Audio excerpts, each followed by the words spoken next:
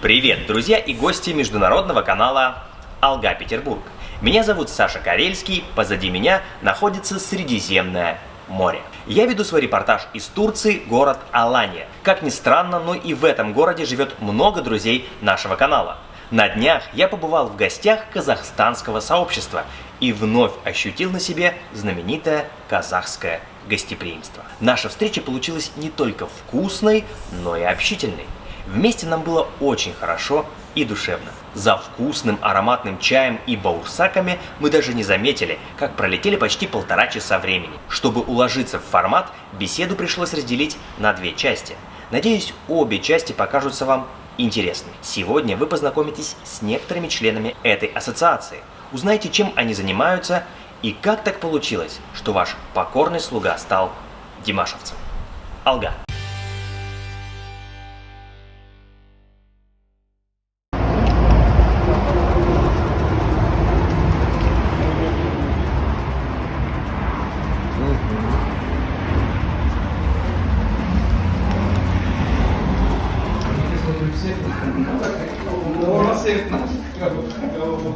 Здравствуйте. Саша, очень Это наши приятно. старейшины, товарищи Нурлан ага. Саша, очень приятно. Здравствуйте. Здравствуйте. Я говорю, ну и красивно. Здравствуйте. Спасибо большое за такой теплый прием. Мне очень приятно здесь побывать. Вот, вообще, как бы даже удивительно, что я приехал из другой страны, в другую абсолютно незнакомую страну, и здесь есть люди, которые вот так вот легко могут позвать в гости. Которые вас знают. Которые знают. Вас ждут. Вот, спасибо. На которого вы подписаны. Да. На вас мы подписаны. Читаем, слушаем. Это очень приятно. Аплодируем. Спасибо большое. Здравствуйте. Здравствуйте. Это супруга Нурлан ага, Мадина. Очень приятно. Мне тоже очень приятно с вами познакомиться. Ой, Директор ассоциации Айгуль. здорово. Я так понимаю, что ваша ассоциация помогает гражданам, да, вашей же страны адаптироваться здесь, в Алании. Правильно, да? И вот с момента того, как люди начали сюда переезжать, насколько вот увеличилось количество желающих из Казахстана пожить здесь, в Алании? Очень большое количество. Начиналось с 8 человек. Ага. Казахов. А сейчас есть примерное число, сколько вот уже Сейчас проживает? 2700 семей. И этот поток продолжается каждый день. Ну, на самом деле уже около 3000 семей, наверное, точно есть. Да, наверное. Это семья, в каждой семье Да. 3 человека минимум. А вот Знаете, около 10 тысяч, может, ближе к 10. я, конечно, предполагаю, но все-таки этот вопрос надо задать. Как вы думаете, почему люди едут сюда? За комфортом. Комфорт. За Ну, комфортом. разные причины. Кто-то по Кто-то по состоянию. лечению, кто-то... Лечение, вот у меня, например, аллергия, Мгм. я не вылечился полностью. Моей дочери тоже была сыпь на коже. Здесь она вот, у нее прошло все. Кто-то Мгм. по состоянию здоровья. Климат комфортный. Да. В северных Вообще регионах. мотивов много, мотивов много. Кто-то командировочный, на год приезжает, кто-то по служебным делам, кто-то пенсионер, который выходит на пенсию, и дети для того, чтобы в комфортных условиях родителей проживали. Кто-то вот по состоянию здоровья, потому что морской климат, он является благотворным же для бронхолегочной системы. Мгм. Для этого приезжают люди. Кто-то знаете, Любит тепло. многие, да, не хочется называть еще разные такие, да, более щепетильные моменты, но они у некоторых, наверное, тоже присутствуют, как и у любой, в любую страну люди мигрируют же по разным причинам. Конечно, То абсолютно. же самое здесь, просто почему, не из-за чего уезжают, а почему именно Турцию выбирают, можно ответить на этот вопрос, потому что для мусульман, мусульманская страна, она более благоприятна. Во-вторых, безвизовый режим, это тоже имеет большое значение, мы можем жить на 2 страны. Выехали к себе на родину, побыли там, вернулись, то есть каждый раз, представляете, визу делать, да, и проходить эту церемонию Проблематично. визы, да, оформление визы, это и дорого, и проблематично, поэтому этот момент тоже играет роль. И потом прямой перелет, чартерные рейсы, то есть и климат, конечно. Вот это все, когда в совокупности берешь, получается, что Турция, она самая благоприятная и самая близкая и по духу, и по традициям. Все-таки мы тюркский народ, и поэтому нам здесь комфортно живется, нас здесь принимают хорошо. Язык очень схож. Очень хорошо. Корни одни же у нас. Друзья, я обращаюсь к своим подписчикам. Если вдруг я не вернусь, то это благодаря Казахской Потому что мы вас ассоциации. Очень, да, прям так сказали красиво, что действительно я прям почувствовал уже, будучи здесь несколько дней, насколько здесь другой климат. Здесь из-за того, что это не крупный город, люди какие-то такие вот. Как, кстати, в Казахстане, когда я приехал, вот несмотря на то, что я приехал, я прям почувствовал, что люди, они какие-то более широкие, более спокойные, более доброжелательные. Здесь темп жизни немножечко ниже, чем в Санкт-Петербурге, потому что там все время суета, гонка, все бегут куда-то, хотят. А здесь люди вот уже наслаждаются жизнью как-то. Размеренно. Но вы Дышите. знаете, если сравнить, извините, перебила, Ага. прошу прощения, просто вы меня с языка сняли по поводу Санкт-Петербурга и Москвы. Когда из Москвы попадаешь в Санкт-Петербург, тоже такие же ощущения, да, что все Да. немного замедленные, Да, да. спокойные, жизнелюбивые и очень такие открытые. И вот по сравнению, например, с нашими казахстанскими городами, здесь получается там как Москва, а здесь как Санкт-Петербург для россиян, если сравнить. Угу. Здорово. Ну что, пойдемте пить чай? Приглашаем. Заходите. Это вот наш Димаш. Так. Ой, какой красавец. Это работа Нурлана. Нурлана. Фантастика. Его стиль.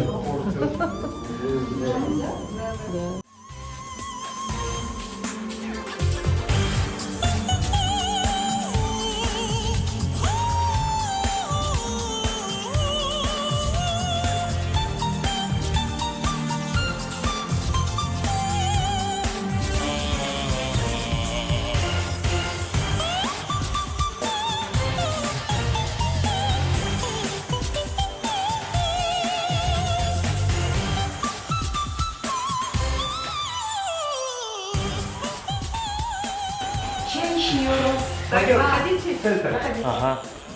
Король есть король. Тут же в Африке, тут зовут король. Слушайте, прям за Баурсаками рядом. Это да, баусаки, наши казахские национальные баусаки. Вы вчера говорили про, мы смотрели вчера этот ваш прямой эфир с Ваней, да? Да. Вот, и вы сказали про баусаки, которые были на Наурызе, или что вы видели, да? Да. И что они румяные, такие набранные солнечными лучами, и вы такие решили баусаки съесть. Это прям вот мы попали самое точное. Да. Здесь занятия турецкого языка проходят. Вот сейчас там занятия взрослые есть. Ой, то есть можно еще и турецкий язык. Да, у вас. занятия по-турецки наш председатель проводит для взрослых. И приходит не обязательно с Казахстана, с России, можно записаться в другой со своим делом. А какие есть рекорды по изучению турецкого языка? Ну вот, есть ли особые такие старательные ученики, у которых быстро это получается? Нет, так, разговорные я веду взрослым. Я сама не филолог. Я просто 13 лет здесь. С 98-го года я знаю турецкий, поэтому делюсь своим опытом. Сложный турецкий язык? Ну я знаю, что для Казахстана не слишком Да, сложный. очень легко. На самом деле язык легкий, потому что с английским, с русским легче немного. Там все более логически выстроено, и он намного легче даже, чем казахский, чем с нуля учить. Вот. И при желании можно месяца за 3, если плотно заниматься, можно заговорить. То есть если каждый день прям нацеленно заниматься. Можно будет общаться. в принципе, Можно с человеком, общаться, да. То есть он тебя поймет. Да, месяца за 3 спокойно можно разговор начать. Но это каждый день, если упорно заниматься. Но он так сожалел, что в данный момент его здесь нет, он уехал на родину. Ну, должен подъехать. Он не столько планов грандиозных рассказал о том, что планируется памятник. Да, Он не планируется, он уже, в принципе, почти можно сказать, да? Готов к открытию. уже. Ждем автора. Приедет автор, и сразу откроем. Скажите, вкратце о себе расскажите. Вообще, Сейчас. ваши идеи, в смысле, вообще, ваше основное занятие, потому что интересно от автора послушать, от самого. Надолго ли вы приехали? О своем проекте рассказал. Да. Ну, частично я уже начал рассказывать о том, что я учился в Санкт-Петербурге, закончил Государственный университет культуры и искусств. Специальность у меня режиссура. Я режиссер театрализованных представлений и праздников. Я успешно сдал экзамены, поступил на бюджет. 5 лет я учился, вот в прекрасном городе. И где-то к концу уже своего обучения мне начали поступать предложения. Ну, ты вроде как там в театре играешь, там, знаешь, как это все делать. Проведи нам праздник, юбилей, корпоратив, свадьбу. И так я начал, собственно, работать уже ведущим мероприятий. Вот, очень долгое время, 5 лет, наверное, я работал исключительно, общаясь с людьми, проводя для них праздники и так далее. И как раз вот на одной из свадеб, причем моего друга, я познакомился с Мишей. Миша – это наш администратор, который вот, собственно, и так получилось, что он меня познакомил с Ваней, вот, они мне показали, а я давно уже, если честно, к тому времени я немножко устал именно от живых праздников. Я давно смотрел в сторону Ютуба. Я вот прям ждал, мне кажется, этого предложения, просто куда-то попасть. Потому что сами я не понимал, как это делать. Я, ну, в принципе, вот в Ютубе не знаю, но я видел, что вся молодежь там. Все снимают, что-то пробуют. И вдруг, прям вот конкретно я помню предложение от Миши. Хочешь попробовать себя в роли ведущего YouTube-канала? Я пришел, попробовали, давай. И вот так, в принципе, зародился канал «Эхо Петербурга». И вот с того самого момента, причем я даже сам не заметил, то есть сначала я пришел именно в ведущий, а потом это превратилось в какую-то семью, когда ты уже снимаешь ролики, там уже есть знакомые люди, которые пишут тебе комментарии, ты этим как-то вдохновляешься, воодушевляешься, больше проникаешь, потому что, ну вот, кто хоть раз, наверное, услышал Димаш, вот мы даже вчера познакомились с Ильясом, это наш гид. Димаш, я ему говорю, вот просто возьми и послушай. И сегодня он такой смотрит на меня. Почему я раньше его не слышал? Он не слышал? Он не слышал. Он не казах? Он не казах. Да. Почему я раньше его не слышал? То есть это же, говорит, какая-то фантастика. То есть я послушал буквально 3 песни, я вообще не понимаю, как в таком теле может быть и низ, и фантастический верх. То есть он искренне, он даже вот взахлеб мне это все дело рассказывал. И я говорю, да, вот представляешь, 2 года мы уже изучаем этот вот феномен, и экспертов спрашиваем, и люди сами не понимают, даже вот люди, которые профессионально занимаются вокалом, они не могут объяснить, как это вообще возможно. То есть это вот, да, чудо света, когда в таком человеке совместился вот такой, это дар, который дан свыше, и то, что вот сейчас происходит, я очень, конечно, рад, что Димаш вот продвигается вперед. Он пробует себя. Все-таки он еще вообще молодой парень, я считаю. Потому что я себя вспоминаю в его возрасте. Я вообще поражаюсь, насколько вот он, будучи такой молодой, и такой взрослый, такой именно мудрый, вот с точки зрения вот его размышлений. Лично для меня вот сама фигура Димаш, он больше даже интересен не с точки зрения вокала, а вот с точки зрения вот, философии жизни. Насколько такой юный парень так глубоко размышляет, как так получилось вообще. И вот мне интересно, я очень люблю смотреть его интервью, я очень люблю смотреть его, слушать его посты. Вот мне очень интересно, как он мыслит. Вот я с этой точки зрения его изучаю. Отношение ко взрослым. Да, то есть Детям, вот, к родине, ко всему. вот это элита, вот просто как человек подходит к жизни, как он уважительно относится к старшим, к своей семье, к родине. И, конечно, не хочется идеализировать. Почему? Потому что ты прекрасно понимаешь, что когда со всех сторон смотрит, какую планку ему же задают, он же понимает, что он, так сказать, гордость нации. При этом простой.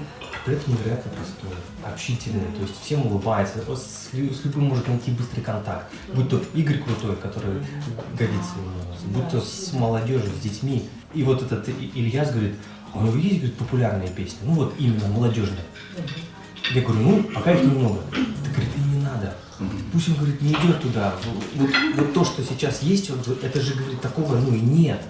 Я ему говорю, ну, ты пойми, что парень молодой, хочет себя попробовать, но я говорю, что его поклонники, они тоже так отчасти считают, что вот они его видят в этом жанре. И он действительно, это высший пилотаж, то есть никто на сегодняшний день не может достигнуть такого. Знаете, я была на записи песни года в Москве, когда Димаш пел. Да? И видела, что рядом, ладно, я сама плакала от гордости и счастья, да, но когда люди, россияне, русский народ, да, сидят и плачут от того, что слышат вот это вообще непередаваемое ощущение, конечно. В принципе, я страну Казахстан знал только на карте в географии. Я знал, что это большая страна, что она находится рядом с Монголией, рядом с Россией. Но когда я приехал в Казахстан, я понял, что это вот как будто бы это продолжение России. То есть, вот Сердце Для и меня это было просто откровение. Я удивился, искренне удивился, что люди разговаривают на чистом русском языке, что они мыслят так же, понимают себя. А какого рода и сорта комментарии нам приходят? То есть я читаю, я понимаю, что уровень образования тех людей, вот это ваш возраст, это ваши ровесники, просто какой-то вот феноменальный. Все всегда подскажут, грамотно разложат. Я понимаю, что вот я вот в каких-то вещах абсолютно безграмотен, и мне очень приятно, что эти люди искренне помогают вот мне расти. Вот я сейчас действительно нахожусь вот в той среде, где у нас происходит полноценный обмен. Я даю какую-то энергию, какие-то свои творческие задумки, а люди мне помогают. А почитай это, посмотри этого человека, а почему это нужно сделать? И ты понимаешь, что ты растешь. Вот растешь с точки зрения мировоззрения, с точки зрения знаний каких-то. Вот такие вещи. То есть Димаш, на самом деле, он изменил очень круто мою жизнь в лучшую сторону, потому что я чувствую, что я нахожусь с теми людьми, с которыми мне интересно. Вот. И именно, наверное, поэтому я этим и занимаюсь. И духовный рост. Я подпитываюсь от этого.